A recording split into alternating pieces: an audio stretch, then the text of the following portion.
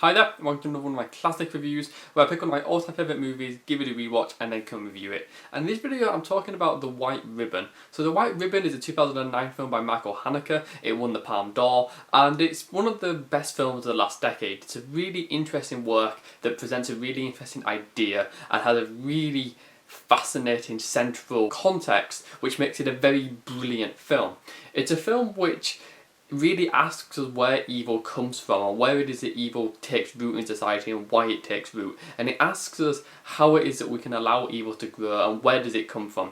And I suppose in many ways the film's ultimate answer is kind of that society gives us evil by itself and that evil societies foster evil people and that society is to blame, and that kind of means that we all have a part to play in it, but it's hard to lay the blame at one individual. It's a bunch of events and a bunch of situations themselves that create evil. But that might not be what the film's saying, it's just an interesting way of asking a question that has no answer. I'm going to be talking about the film in a way that could be spoiler heavy if you really want to see it with nothing going in, but at the same time I'm not really going to be discussing plot details specifically. So there's a kind of implication in this film very strongly that the children of the film are the evil people within the film, and that the children are the ones who are wrong and nasty. And it's a very cruel, calculating, cerebral, nasty film. There is darkness everywhere, there's nastiness just below its surface. The children in this film are really not good. A series of accidents, almost all seem to be linked to the children, and I think the children here are genuinely creepy and unsettling. And The White Ribbon is a film that will leave you depressed and upset and almost kind of bleaker, because it's a film which really is just chilling to watch these children who you don't necessarily see do anything wrong, but it's definitely, I think, the case that they are responsible for the various wrongs that occur within the film. So the society in this film is this very religious, authoritarian society, and I think it's really interesting how we see that manifest in a lot of ways. We see rigid religion and we see this authoritarian class structure where the powerful people in the society, the baron, the pastor, really enforce their will across all the characters. And The White Ribbon is about a society that really doesn't understand people, doesn't understand anyone. It forces things onto people to try and control them. It forces discipline, it forces manners, it forces rules. And the younger generation fight back against the elder generation and are quite defiant in doing so. And it's quite perverse to watch that because it's something true about forcing this kind of thing upon somebody. In fact, it's interesting that one boy has the kindness to heal an injured bird, and the only reward he gets is this kind of cold, polite acknowledgement of his good. And that's not really enough.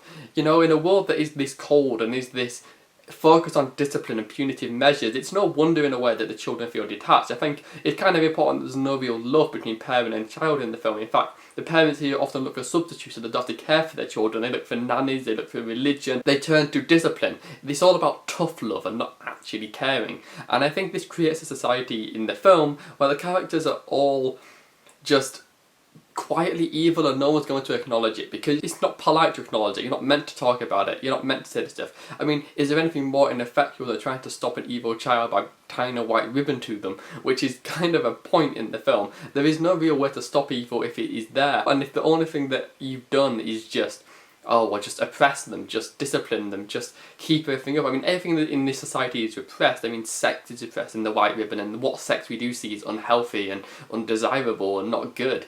And I think it's interesting just beyond that, just the way that joy itself seems to be repressed. And so the evil of these children, it slowly boils and there's very little to stop them. There's a lot of love from their parents and there's nothing in society that's going to stop them from being evil. In fact, everyone quietly ignores their evil and just pretends they're innocent. Oh, they've got to be innocent because they're children, which is a very naive way of thinking.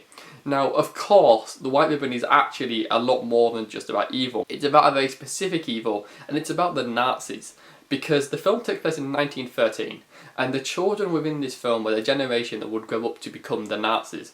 And the film ends on the eve of World War I, which in my opinion is one of the most important events of the last 200 years. It is kind of the defining moment. It's the moment in history where everything changed in the world. After World War I, the world changed so much. We had the first Marxist-Leninist state, the USA gained more power, traditional colonial powers began to crumble, we had Germany collapse, and that's the key thing here, is that we then led into World War II, we led to the Nazis. So the children in this film, who are children who live in this authoritarian society, who are oppressed and who are not respected, but who fight back and who use this twisted religious logic. In fact, there's a point where one child talks about how if God disapproved of what he was doing, God would stop him. So therefore, that must be good. And that's kind of a thing here, is that these children are brought up in this authoritarian society that's rooted in this evil.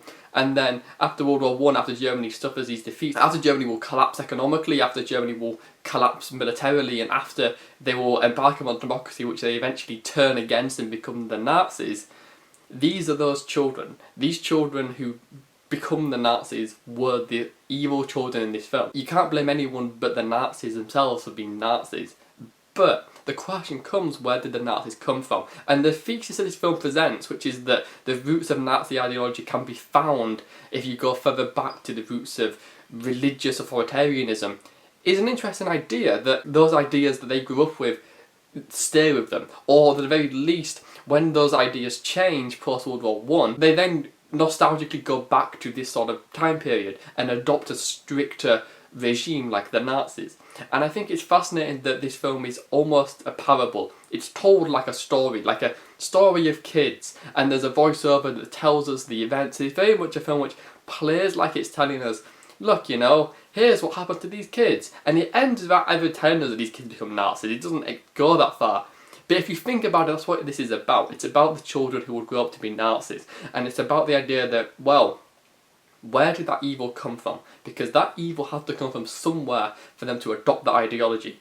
And maybe we could trace it back to the society they lived in prior to World War One.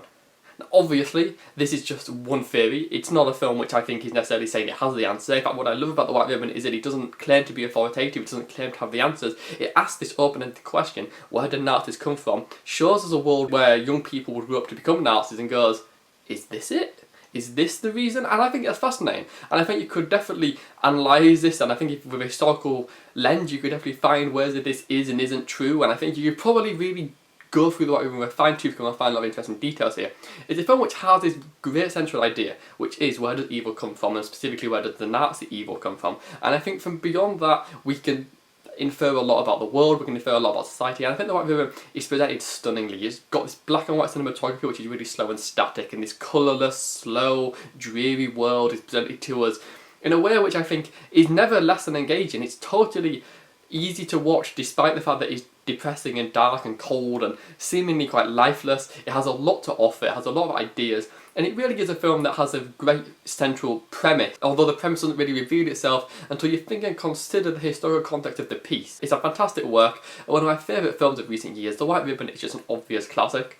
Have you seen The White Ribbon? I'd love to hear your thoughts. If you have, please leave me a comment. If you'd like this review, please give it a like. If you want to listen to more of my reviews, subscribe. And if you want to read more of my reviews, you can follow me on Letterboxd or on Twitter, links in the description. And thank you for watching.